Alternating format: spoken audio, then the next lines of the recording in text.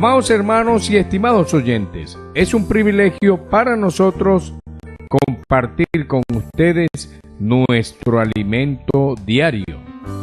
La serie Salvos por su vida. Tomo 2. El Evangelio de la Gloria. Semana 1. La liberación del Espíritu, basada en Romanos, capítulo 8, versículos 1 y 2. Día miércoles. Lectura bíblica. Romanos capítulo 5 versículos del 16 al 18. Romanos capítulo 7 versículo 17 al 24. Primera de Juan capítulo 1 versículo 9. Leer con oración. Ahora pues ninguna condenación hay para los que están en Cristo Jesús. Romanos capítulo 8 versículo 1.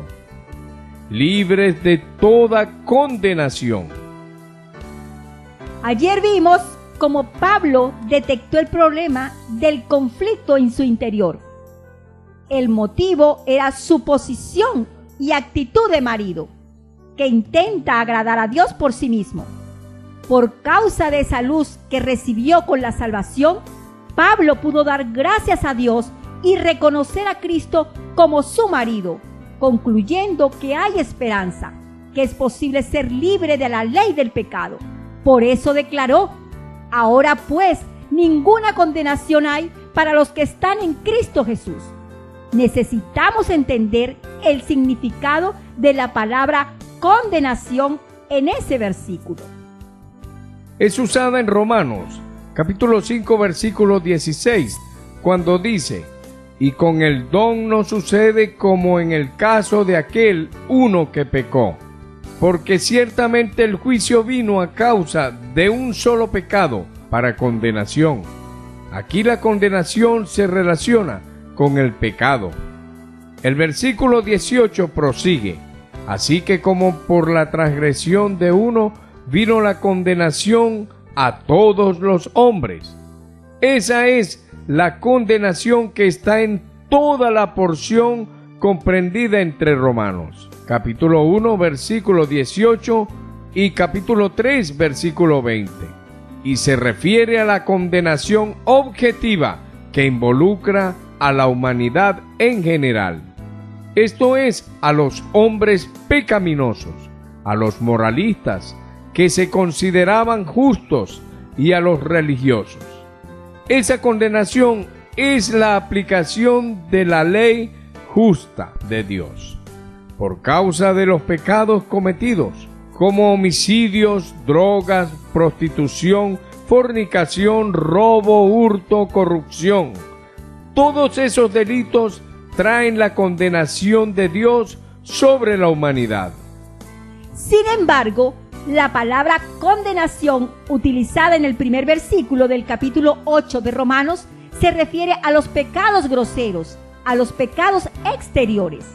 La condenación aquí es subjetiva, interior, en la conciencia, resultado de nuestras innumerables derrotas al querer hacer el bien. Cada vez que intentamos hacer algo bueno, de acuerdo con la palabra de Dios, la ley maligna del pecado que mora en nuestra carne nos derriba y nos derrota. Entonces sentimos condenación por fallar nuevamente. Esa condenación es la que Pablo afirma que no hay más para aquel que está en Cristo Jesús. A partir de ese momento, no vivimos más en nuestra mente, sino en Cristo Jesús. Y en Cristo Jesús somos victoriosos. Por tanto, cuando la palabra de Dios llega a nosotros, no nos consideramos más el marido que busca actuar por sí mismo, sino que declaramos: Dios, no puedo. Soy la esposa, me aferro a ti. Tú eres quien debe actuar. Si oramos de esa manera, Dios actuará.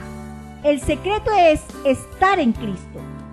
Fuera de Cristo somos un fracaso, pero en Cristo somos vencedores. ¡Aleluya! La porción descrita en los versículos del 17 al 24 de Romanos capítulo 7 expone una situación de gran conflicto y esclavitud con relación al pecado. Esa es la esclavitud que genera la condenación. Pero hay un camino de salvación para la condenación objetiva. El remedio es la sangre de Jesucristo. Para la condenación subjetiva, el remedio es el Espíritu de vida. Es decir, es Cristo como el Espíritu que da vida en nuestro espíritu. Solo cuando somos liberados por medio del Espíritu que da vida, no tenemos más esa condenación. Por ejemplo, cuando contamos una mentira, podemos clamar: «Oh Señor, perdóname, mentí, perdóname Señor». Si nos arrepentimos genuinamente y confesamos nuestros pecados, la sangre de Jesucristo nos purifica y todo queda solucionado. Por lo contrario, si tenemos la costumbre de mentir siempre y tomamos la decisión de no mentir más, la ley del pecado en nuestros miembros se levanta y a la primera oportunidad nos hace mentir nuevamente.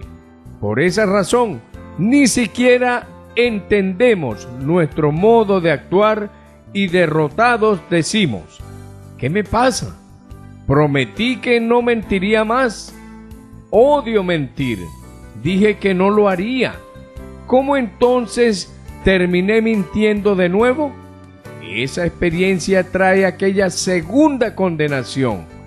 Podemos incluso pedir perdón al Señor y ser perdonados, pero la condenación resultante de nuestro fracaso, de nuestra impotencia e incapacidad, solamente se reiterará cuando conozcamos el poder del Espíritu Santo y seamos liberados por Él.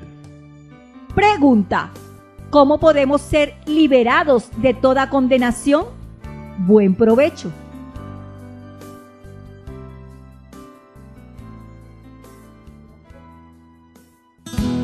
Si esta palabra le ha sido de ayuda y desea más información, puede contactarnos a través de los siguientes números telefónicos: 0416 239 2129, 0414 533 9818. Dios les bendiga.